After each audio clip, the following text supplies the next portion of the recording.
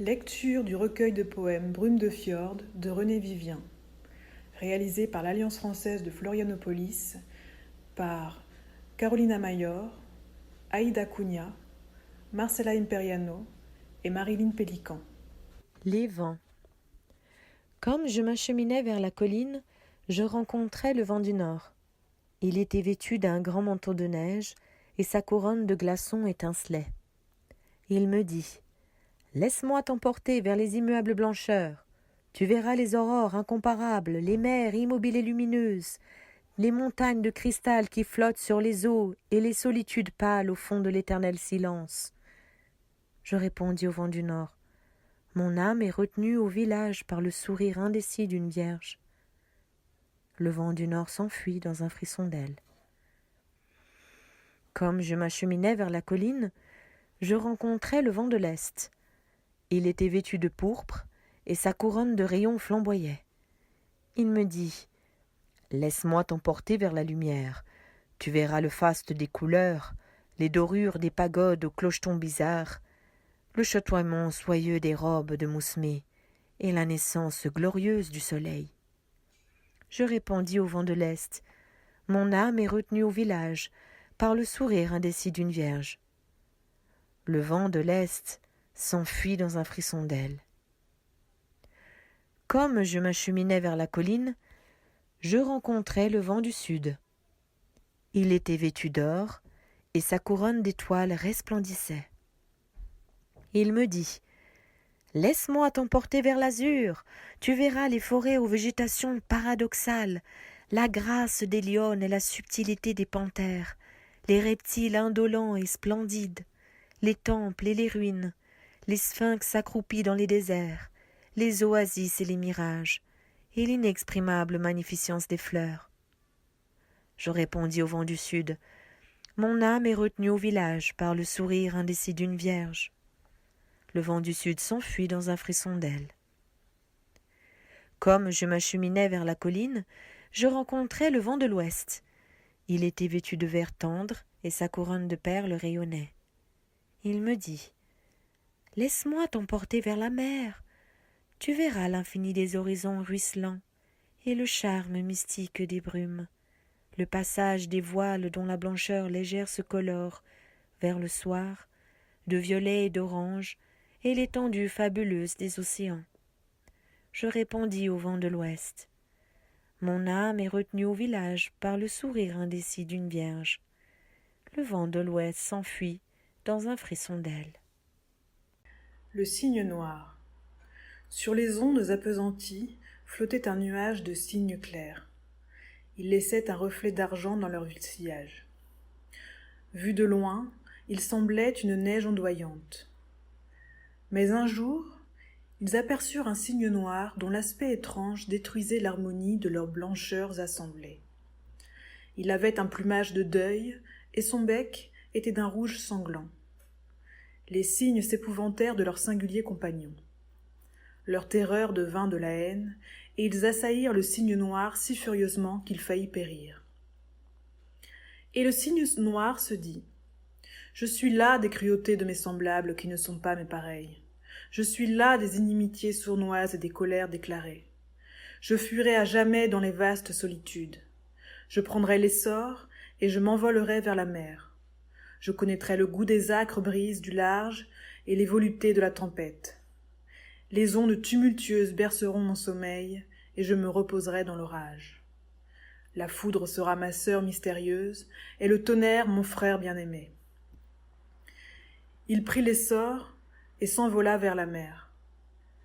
La paix des fjords ne le retint pas, et il ne s'attarda point aux reflets irréels des arbres et de l'herbe dans l'eau. Il dédaigna l'immobilité austère des montagnes. Il entendait bruire le rythme lointain des vagues. Mais un jour, l'ouragan le surprit et l'abattit et lui brisa les ailes. Le cygne noir comprit obscurément qu'il allait mourir sans avoir vu la mer. Et pourtant, il sentait dans l'air l'odeur du large. Le vent lui apportait un goût de sel et l'aphrodisiaque parfum des algues. Ses ailes brisées se soulevèrent dans un dernier élan d'amour, et le vent charria son cadavre vers la mer. Lamentation. Freya la déesse a disparu. Elle est venue jadis à l'aube du printemps. Elle est l'incarnation de la beauté de l'univers. Ses cheveux ont l'or triste des feuillages d'automne. Ses yeux sont verts et bleus comme les fjords. Sa chair est plus blanche que le clair de lune sur la neige mystérieuse au sommet des montagnes. Ses veines sont pareilles au fleuve. Sa robe a le rythme des vagues. Elle est l'incarnation de la beauté de l'univers. Freya, la déesse, est venue jadis à l'aube du printemps. Elle est venue de la mer lointaine. Un vol de mouettes la précédait et le vent du large suivait ses pas. Les nuages l'ont vue passer, et les nuages ont resplendi. Les nuages se sont revêtus d'or et de rose. Les montagnes l'ont vue passer, elles se sont parées de bruyères et de thym, d'églantines et de gentianes. Les arbres l'ont vue passer, ils se sont constellés de fleurs et de feuillages. Les oiseaux l'ont vue passer, ils ont chanté dans le soleil. Mais Freya l'immortelle a disparu. Elle a disparu dans le crépuscule. Elle est venue de la mer. Elle est partie vers la mer. Les mouettes l'ont suivie vers la mer lointaine. Freya, la déesse, a disparu. Elle reviendra dans l'aube d'un printemps futur. Quand elle reparaîtra, la terre tressaillira d'allégresse. Quand elle sourira, les hommes seront consolés. Elle apportera le bonheur qu'on cherche éternellement. La justice, l'opulence, l'amour et la paix. Freya, la déesse, a disparu. Depuis des jours sans nombre, les hommes l'attendent avec des larmes, des gémissements et des râles. Ils l'attendent avec des prières et des lamentations, en la suppliant de reparaître et de leur sourire, afin qu'ils soient jamais heureux, afin qu'ils soient jamais consolés. La mendiante. La plus belle des filles de la Norvège était une mendiante qui mendiait sur les grands chemins. Elle avait les yeux bleus comme les lointains, cendrés comme le crépuscule, violets comme l'ombre des arbres et verts comme l'avril. Car la couleur de ses yeux changeait, suivant la couleur de sa pensée.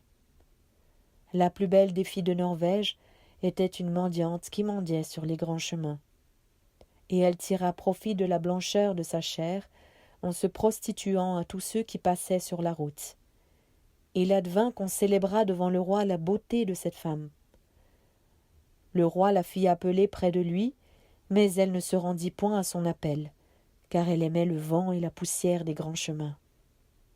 Le roi la fit amener de force, et elle vint en pleurant, car elle aimait le vent et la poussière des grands chemins. Ses cheveux flamboyaient autant que l'automne et que le soleil couchant. Et le roi mit sur les cheveux d'or rouge l'or pâle d'une couronne. La mendiante et la prostituée devint la reine glorieuse. La reine dit un jour à ses jeunes suivantes : « Mon front est las de porter le poids de la couronne. Autrefois le vent des grands chemins soufflait dans ma chevelure. Mes pieds nus étaient imprégnés du parfum des prairies. Je dormais parmi la tiédeur du foin coupé, et mes lèvres connaissaient l'infini des baisers jamais pareils. Autrefois le vent des grands chemins soufflait dans ma chevelure. Et les mendiants et les voleurs et les bergers se disputaient mes caresses et s'engorgeaient dans la nuit pour moi. L'azur était mon palais et le soleil était ma couronne. Autrefois le vent des grands chemins soufflait dans ma chevelure.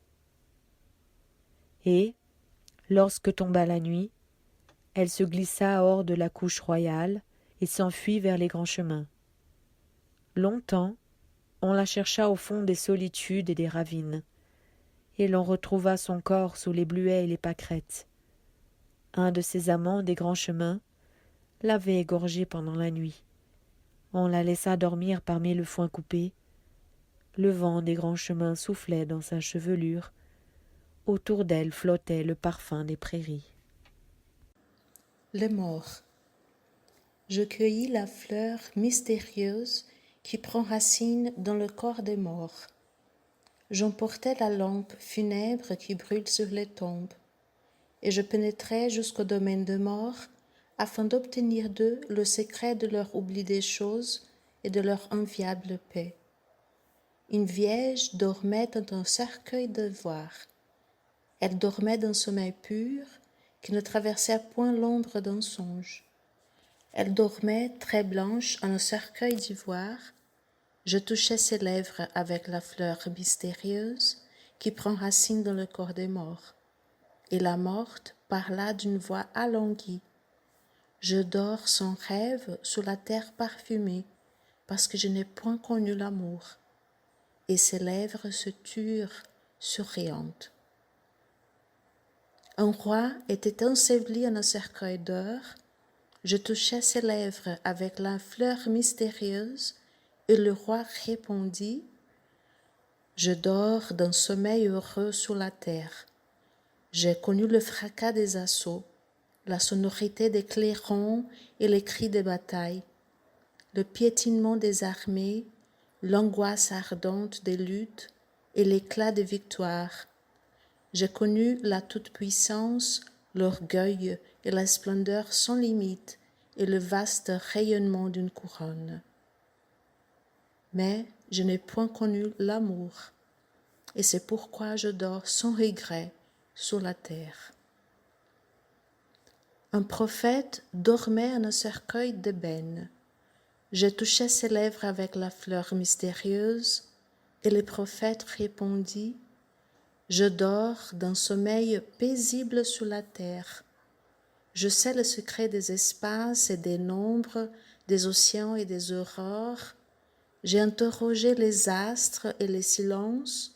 J'ai sondé résolument l'épouvantable univers. J'ai affronté l'horreur de l'inconnu. Je me suis incliné sur les abîmes et je me suis enfoncé dans les ténèbres. Mais aujourd'hui, je dors d'un sommeil paisible sur la terre, car je n'ai point connu l'amour. Et je vis la face torturée d'un mort qui ne dormait qu'admis oppressé par un cauchemar. Je touchais ses lèvres avec la fleur mystérieuse. Il gémit d'une voix de souffrance. J'ignore le sommeil attiédi sur la terre. Les morts, mes voisins, dorment divinement. Parfois, ils se retournent sur leur couche sereine. Le sol qui le recouvre est pareil à un velours parfumé. Ils écoutent obscurement le bruit voilé de l'existence qui ne les atteigne plus. Ils sentent germer, sourdre et grandir l'effort des plantes et des fleurs vers le lointain soleil. Ils devinent le souffle du vent sur l'herbe et l'odeur des violettes dans l'ombre, et les clartés mélancoliques du soir se glissent jusqu'à leur solitude et se mêlent à leurs songes. Les morts, mes voisins, dorment d'un heureux sommeil. Moi, je suis éternellement inquiet, car j'ai connu l'amour. Je souffre de la beauté d'une femme. Je l'ai voluptueusement haïe et amèrement aimée. Ses caresses avaient le charme d'un péril et l'attrait inavouable d'une trahison. Par elle, je suis l'ivresse de la douleur. Les morts, mes voisins, dorment d'un heureux sommeil, mais moi, je suis éternellement inquiet parce que j'ai connu l'amour. L'ondine. Un soir d'automne, je vis l'ondine qui sourit au fond de fjord. Sa voix ruissela dans le silence tiède. Donne-moi des roses pour ma chevelure. Ma chevelure est pareille au reflet de la lune sur les ondes. Donne-moi des roses pour ma chevelure. Je cueillis les églantines qui blanchissent les vallées et je les semai sur le flot. Et toi, que me donneras-tu en échange de mes roses? Je ne te donnerai rien. Un soir d'automne, je vis l'ondine qui sourit au fond de fjord. Donne-moi des fruits pour le festin des sirènes et des noyés. Ils se meuvent avec lenteur et leurs mouvements ont le rythme des marées. Leur âme est pareille à une conque où vibre éternellement le remous de la mer. Ils ne se souviennent d'aucun amour. Je cueillis les baies sauvages qui rougissent la montagne et je les mets sur le flot. Ne me donneras-tu rien en échange des fruits de la montagne? N'espère rien de moi. Je suis celle qui ne donne jamais, mais plutôt jette dans mes mains tendues les colliers d'or que jadis t'apporta l'être aimé. Car les noyés m'apparaissent au fond de la brume et leur geste suppliant m'y convient au festin. J'ôtais le collier d'or et je le grainais sur le flot. Donne-moi tes yeux, afin que tes regards ne soient jamais ravis par aucune autre vision de beauté. Car les noyés m'apparaissent dans la brume et leur geste suppliant me convient au festin. J'arrachai mes yeux qui sombrèrent au fond des flots. Donne-moi ton âme, afin que tu deviennes pareil aux noyés, mes amants, qui ne se souviennent d'aucune tendresse humaine. Et mon âme s'abîma dans le flot. Je lui criai dans la brume, ne me donneras-tu rien en échange de mon âme immortelle? Je ne te donnerai rien. Les deux amours. Un pâtre errait sur la route qui côtoie les abîmes. La brume estompait les montagnes et les solitudes bouvaient les crépuscules. Lorsqu'il vit s'avancer la forme de son rêve, son visage pâlissait à travers le voile. Elle avait le sourire des mortes amoureuses. Et l'ombre lui dit, « Me suivras-tu au royaume des ombres? Tu régneras à mon côté sur un peuple éternellement beau. » La brume estompait les montagnes et les solitudes bouvaient le crépuscule. Au fond du soir, souriaient les visages lointains des ombres. Mais le pâtre répondit à la forme de son rêve, « J'épouse demain ma fiancée. » Ses yeux sont troubles comme le glacier. Pour toi, je ne pus entrevoir la couleur de tes yeux. Ses lèvres ont la fraîcheur sauvage des roses dans les vallées. Je ne pus entrevoir le mystère de tes lèvres. Et sa chair virginale est pareille aux neiges attiédies du printemps. Je ne pus entrevoir l'inconnu de ta chair. Je pose demain ma fiancée. La brume estompait les montagnes et les solitudes bouvaient les crépuscules. Il a repris le chemin qui côtoie les abîmes. Il n'a pu oublier la forme de son rêve. Les caresses de l'épouse lui laissaient une saveur grossière. Il a repris le chemin qui côtoie les abîmes. Et l'ombre amoureuse l'attendait dans le soir.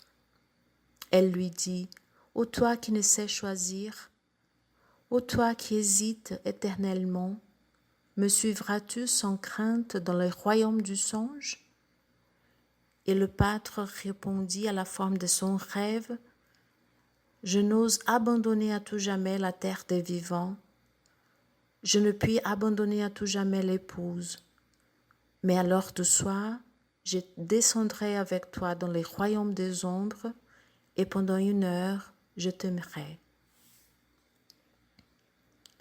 Égaré dans la brume et trompé par le crépuscule, un vivant s'était pris d'un fantôme.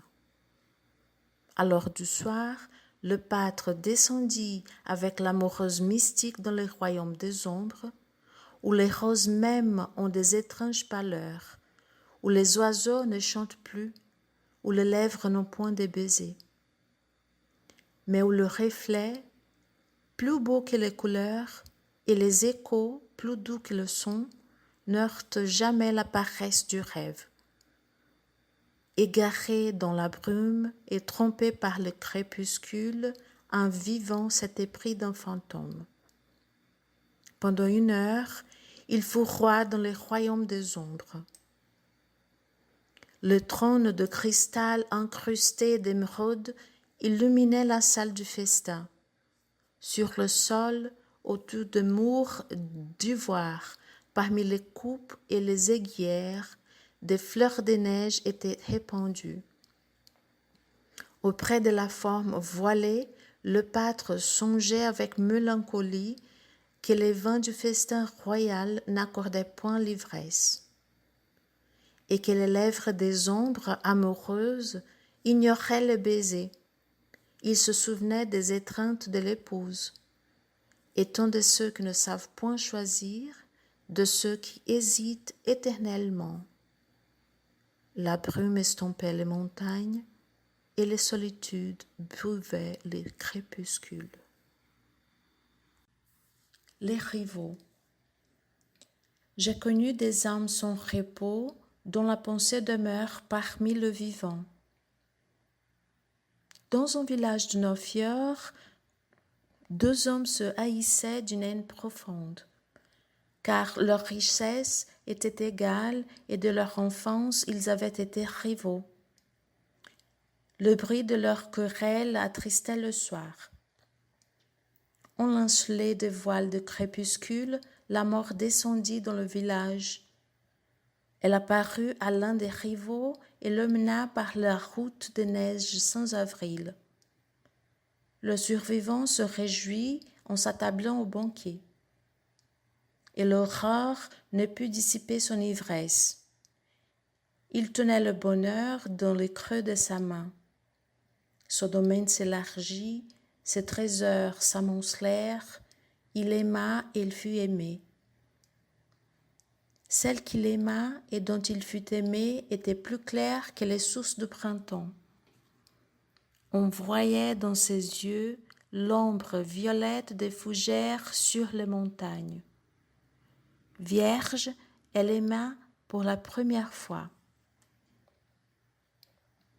L'aube claire des épousailles approchait. Mais le mort guettait silencieusement la joie de son rival. Il le guettait dans le silence des chemins. Il n'avait point respiré les lits des tombeaux dans le parfum d'un l'oubli. Il ne dormait qu'admis dans la tiédeur consolante de la terre. Et du fond des solitudes éternelles, il fit signe à son rival. À la paire du mort, le vivant se glaça. Je connus des âmes sans repos dont la pensée demeure parmi ceux qu'elles ont haïs ou qu'elles ont aimés. Et le vivant tomba malade mystérieusement. Mystérieusement, il s'en alla vers le chemin des neiges sans avril, car du fond des solitudes éternelles, le mort lui avait fait signe. Le mort l'avait appelé par son nom. Je connus des âmes sans repos dont la pensée demeure parmi le vivant. La cité humaine. Une bergère surprit un jour le labeur des trolls. Les trolls travaillent sans relâche dans la nuit. Ils font flamboyer d'immenses fournaises. Ils y font monter et siffler les flammes. Ils y jettent l'or et les rubis. Car ils espèrent forger une lueur d'aurore.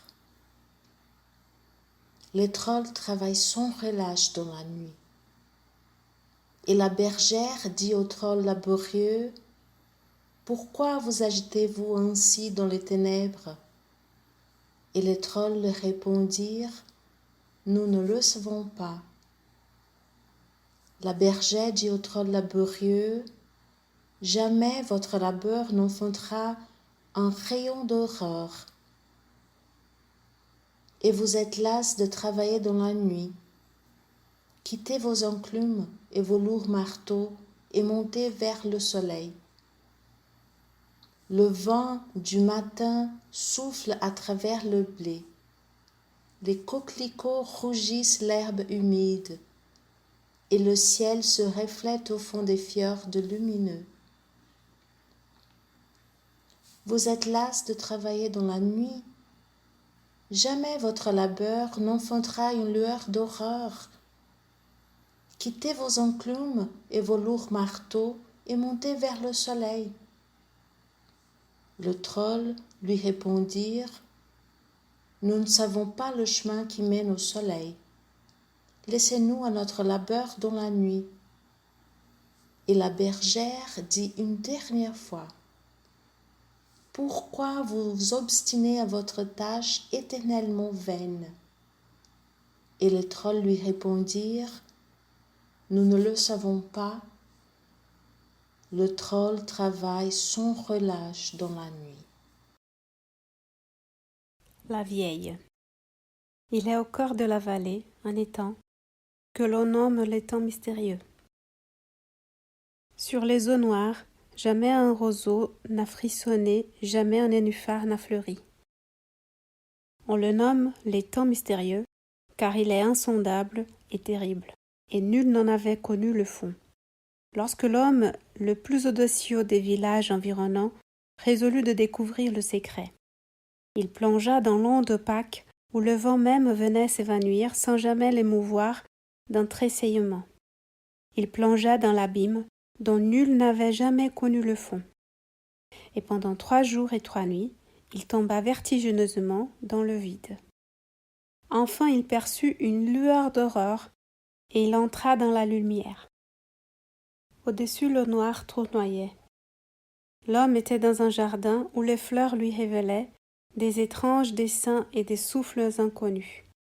Un lys avait la forme d'une étoile, une rose brûlait comme un soleil. Parmi l'universelle beauté, une vieille était accroupie.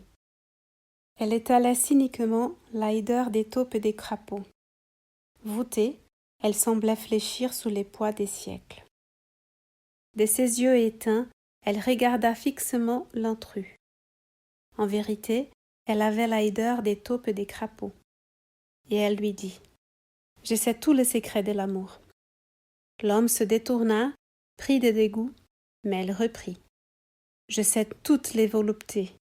L'homme la repoussa avec horreur. Mais elle lui dit: La beauté pâlit devant ma toute-puissance, car je sais toutes les voluptés. Et elle le baisa sur la bouche. Elle avait la hideur des taupes et des crapauds, mais l'homme lui rendit son baiser.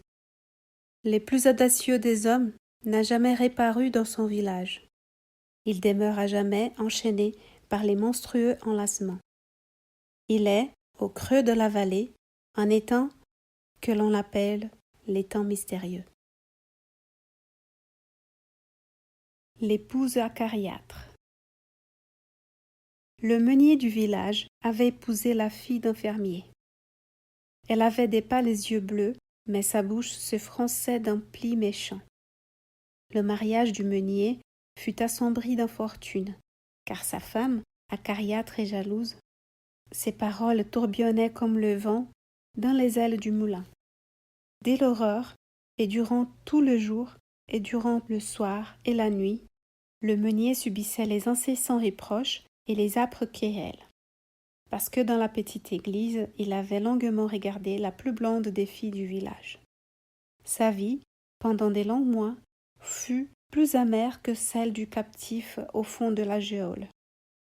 Enfin, l'épouse acariâtre et jalouse mourut, et le meunier, dont le cheveu grisonnait déjà, s'épanouit dans la félicité. Mais il dissimula sa joie sous des apparences de douleur. En tout lieu, il vanta hautement les mérites de l'épouse défunte. Il parla d'amour à la plus blonde des filles du village. Elle lui répondit en souriant. Et dans l'âme du meunier fleurit le rêve des noces heureuses. Or, parmi les ténèbres, il entendit tournoyer les grandes ailes du moulin. Leur souffle puissant lui apportait un écho des bruits plaintifs. Il reconnut la voix de l'épouse défunte. La morte lui disait avec tristesse: Tu as frémi d'horreur au son de mes plaintes inachevées, et tu as craint un instant que je ne surgisse de la tombe où tu m'as enseveli avec des larmes feintes et des faux sanglots. Certes, je fus la femme acariâtre, à la jalousie toujours en éveil, mais je fus aussi la vierge amoureuse qui pâlissait au soupir des aveux. Je fus la blanche épousée qui tremblait lorsque, âprement, tu ravageas sa couche liliale. Évoque les heures nocturnes où tes lèvres s'enivraient de la saveur de mon cœur. Songe au long sommeil de la tiédeur de nos chairs mêlées. Révis, ô mon époux, les nuits où je t'aimais et où tu m'as aimé. Le meunier sentit se réveiller en lui le regret des caresses d'autrefois. Il oublia les tourments et les soucis et les querelles, et ne retrouva plus dans sa mémoire que l'enchantement du premier amour. Tout son être sombré en une immense douleur, il s'enfuit vers le fjord, et son cadavre flotta longtemps sur les ondes vertes. Ainsi mourut le meunier du village. L'aube de ses noces, inaccomplie, resplendissait dans l'azur serein.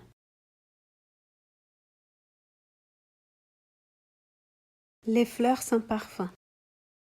La bergère cueillait des fleurs sur la montagne. Lorsque la montagne s'ouvrit, et des profondeurs surgit un troll hideux et noir, plus noir que la nuit souterraine, plus hideux que les monstres de la mer. Le troll dit à la bergère: « Pourquoi viens-tu cueillir les fleurs de la montagne ? Ce sont des pauvres fleurs sans éclat qui se flétriront dans tes mains. » La bergère répondit: « Elles ont fleuri librement dans l'air des sommets. » La bergère cueillait des fleurs sur la montagne. Le troll dit à la bergère: « Descends avec moi dans les profondeurs. Je te donnerai des fleurs qui ne se fanent jamais, des fleurs plus roses que les roses du buisson, plus bleues que les gentianes, plus blanches que les pâquerettes. Viens cueillir avec moi les fleurs éternelles. » La bergère répondit: « Je ne respirerai plus l'air des sommets. Mes pas ne fouleront plus la neige virginale des cimes. Je ne verrai plus le soir illuminer les hauteurs. » Le troll dit à la bergère: « Viens tresser avec moi les fleurs éternelles. » La bergère descendit dans la profondeur des montagnes. Elle cueillit dans un jardin des ténèbres les rubis, plus roses que les roses de la montagne. Elle cueillit les saphirs, plus bleus que les gentianes. Elle cueillit les diamants, plus blancs que les pâquerettes. La bergère cueillit les fleurs éternelles, mais elle n'avait point de parfum. Ses compagnes l'appelèrent du haut du rocher. Ses compagnes l'appelèrent en pleurant. Elle leur tendit le bras des profondeurs de la montagne. Ses larmes coulèrent sur les fleurs sans parfum, mais elle ne put répondre à ses compagnes, car déjà elle avait oublié leur langage. Elle ne respira plus l'air des sommets. Ses pas ne foulèrent plus la neige virginale, car ses yeux s'étaient accoutumés à la nuit. Elle était devenue aveugle dans la profondeur des montagnes. Elle avait oublié le chemin qui mène au sommet. Elle avait perdu le désir de revoir les auteurs. La sirène muette. Au temps heureux où les roses de l'Alade parfumaient l'univers, les sirènes chantèrent dans la nuit. Elles chantèrent l'extase de la mort, le charme d'une agonie voluptueuse et la fraîcheur du repos sous les ondes apaisées. Mais, soudain, elles se turent en pâlissant, car la plus belle des sirènes ne chantait plus. Elle pleurait, et ses larmes avaient la transparence glauque des flots de la mer. Et ses sœurs immortelles lui demandèrent avec effroi: « Ô douceur de nos chants, pourquoi rester silencieuse au milieu des harmonies ?» Elle scanda ces lentes paroles: « Cette nuit, j'ai vu mourir Psapha de Lesbos. Elle est venue sangloter sur le rocher de Leucade la douleur et l'effroi de son dernier amour. Et parfois, elle chantait d'une voix étrange. Le vent du large emportait ses paroles. Je l'entendis murmurer ardemment: « Attis, je t'ai aimé autrefois. » et ce fut un grand silence. Puis des noms sonores et doux s'égrenèrent sur les lèvres. Gorgo, Anactoria, Dica, Andromeda.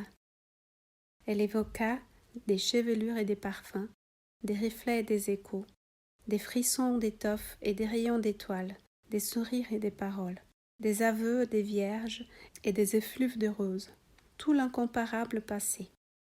Elle s'enivra d'anciennes souffrances, elle savoura les anciennes tristesses. Et, inclinée vers la mer, elle offrit à l'Aphrodita, cruelle et consolante, sa dernière lamentation.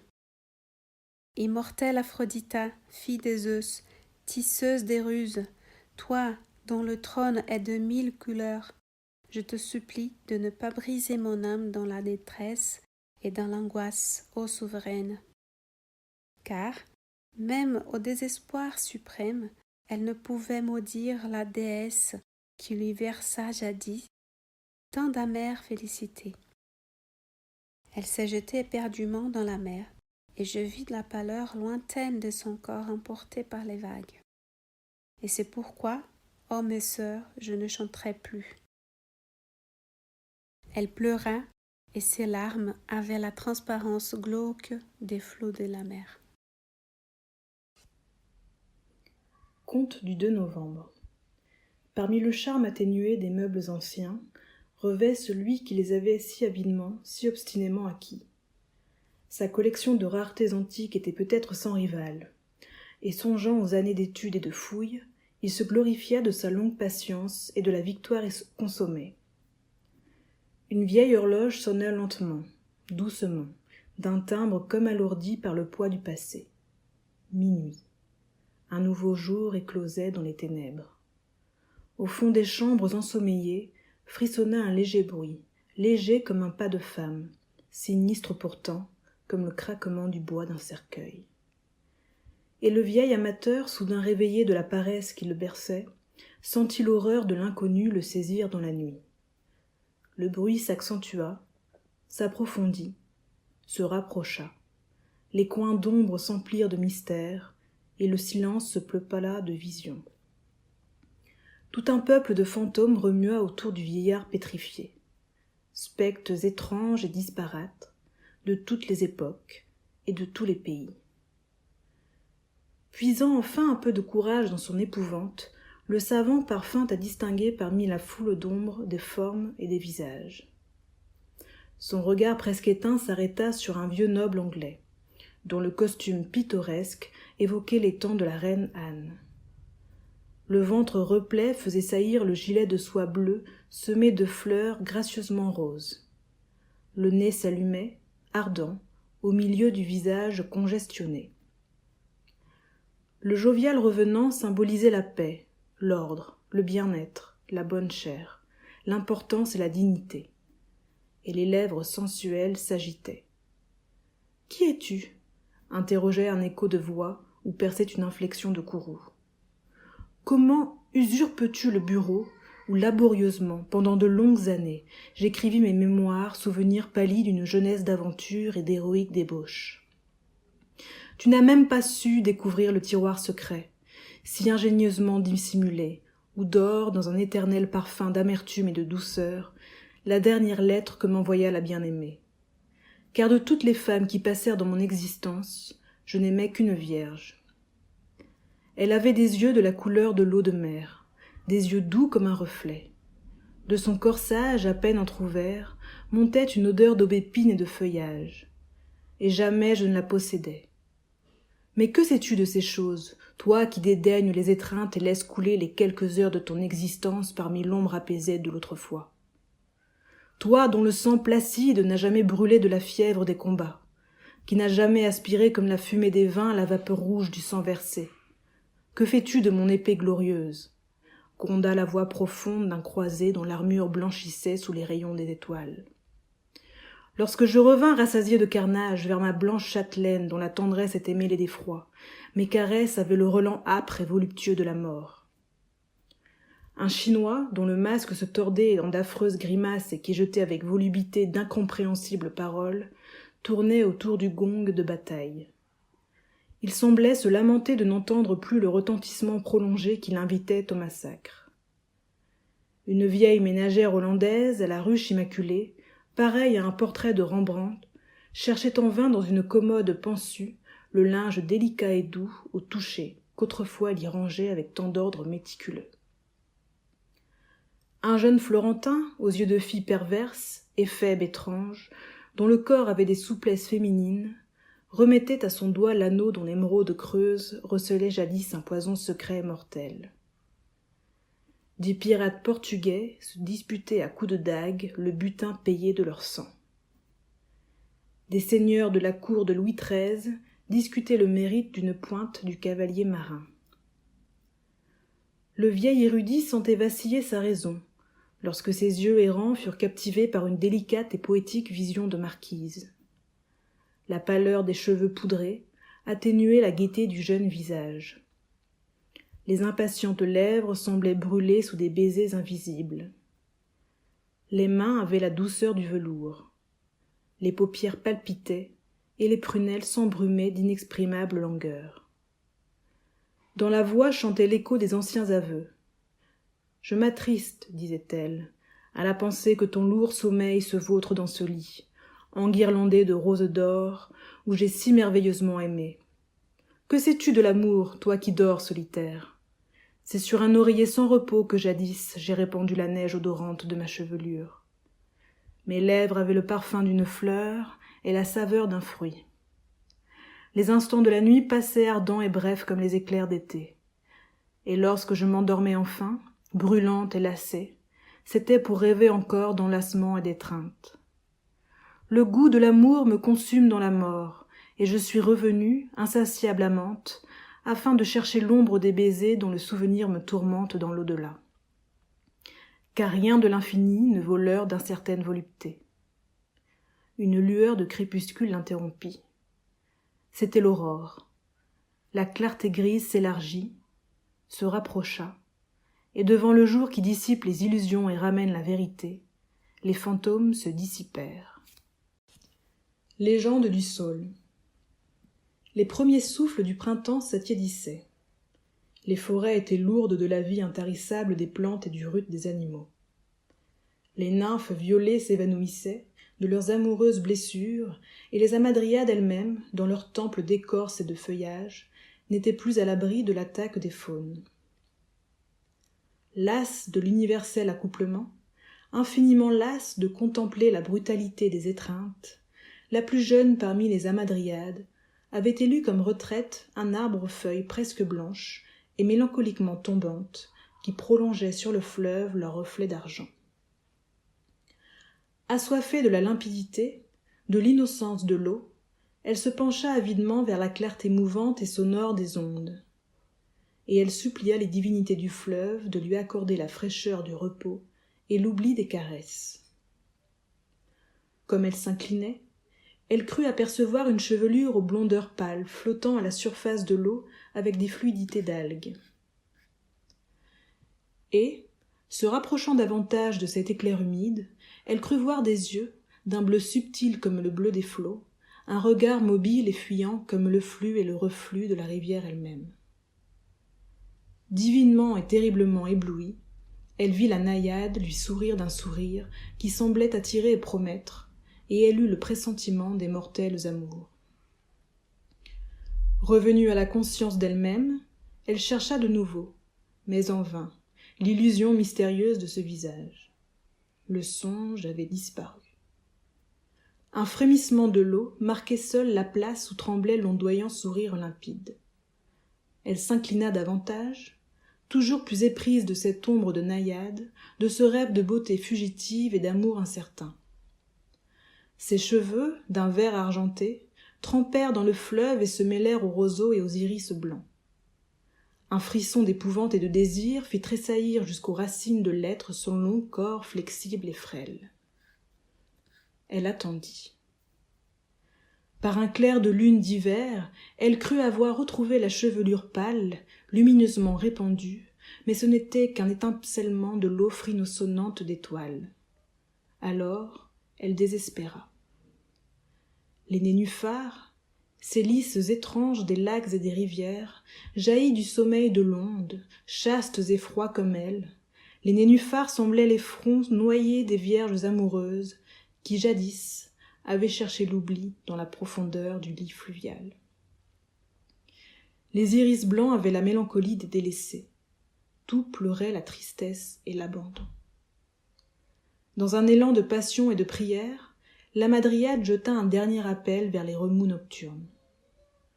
Ô forme éclose du frémissement des ondes, ô toi qui incarnes en ton corps ondoyant toutes les grâces du fleuve, ô beauté qui glisse entre les bras, qui fuit les étreintes, qui échappe aux baisers, ne reviendras-tu jamais m'accabler, me ravir de ton charme à demi révélé?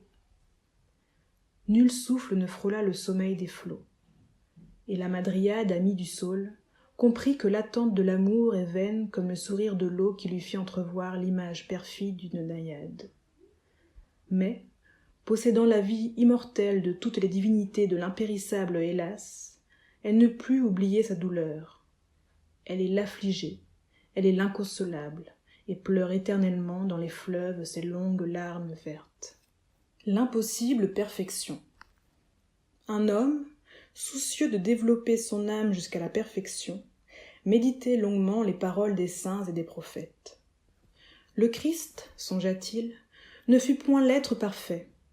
Il versa le pardon sur les abominations commises, mais l'abîme du péché lui était inconnu. Ce Dieu qui s'est fait homme a ignoré la moitié des joies et des douleurs humaines.